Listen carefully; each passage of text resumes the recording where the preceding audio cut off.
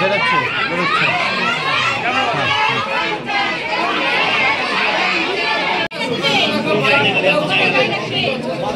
আমি কথা বলছি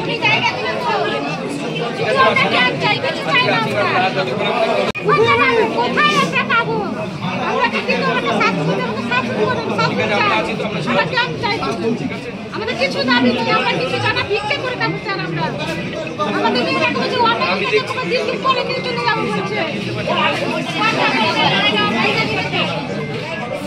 শুধু আমাকে বাঁচান, শুধু আমরা কেন চাই? আমরা কিছু বলতে চাই না, শুধু আমরা কেন চাই? কথা বললে আমরা কাম চাই। ছেলেকে আমি বাঁচাতে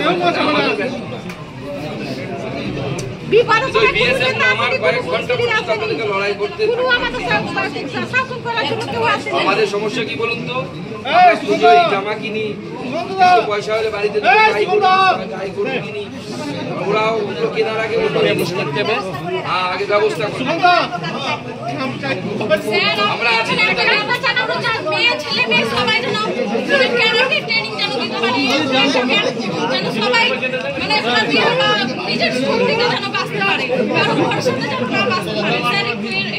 আছে।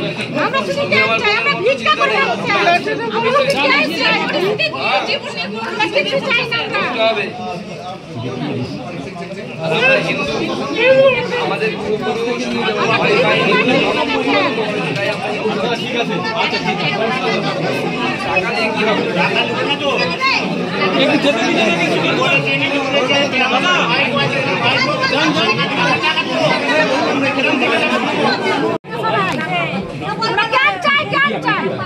আমরা কিছু চাই না, আমরা ক্যাম্প চাই। বৃহস্পতিবার আমরা ক্যাম্প চাই। ক্যাম্প হলে আমরা বাঁচবো না, আমরা ক্যাম্প চাই। একসাথে সবাই ক্যাম্প চাই, আমরা বৃহস্পতিবার ক্যাম্প চাই। আমরা ক্যাম্প চাই, আমরা ক্যাম্প চাই, কিছু মানি না।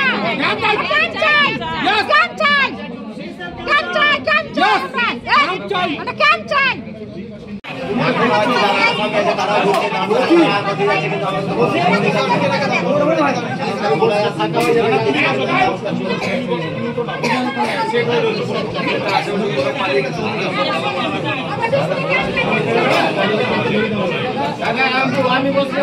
তার জন্য কি প্রকল্প আছে?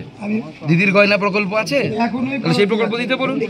প্রত্যেকটা বাড়ি থেকে লুট হয়েছে, সেই লুটে আমি বলেছিলাম যাদের বাড়ি থেকে লুট হয়েছে তাদের বাড়িতে কম করে 5 লক্ষ টাকা করে দেওয়ার ব্যবস্থা রাজ্য সরকার করবে। অনেক শিশুদের বই পুড়িয়ে দিয়েছে, তারা পড়বে কি? তারা ভবিষ্যতে উজ্জ্বল হবে কি?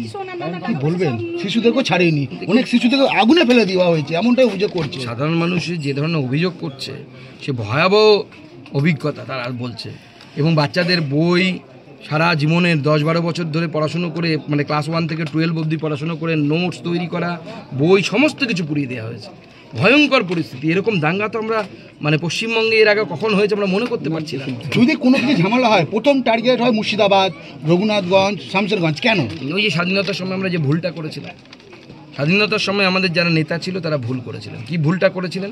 মুর্শিদাবাদ এবং মালদা যখন ভারতবর্ষের অংশভূত হলো, দুটো জেলা আমরা হিন্দু প্রধান জেলা বাংলাদেশকে দিয়ে দিয়েছিলাম, মানে পূর্ব পাকিস্তানকে দিয়েছিলাম। সেখান থেকে হিন্দুরা সব এপারে পালিয়ে এলো, এখানকার মুসলমানদেরকে আমরা রেখে দিয়েছিলাম। রাখা উচিত হয়নি? ভাগিয়ে দিত তো সেই সময়, তাহলে পরে দাঙ্গা করতে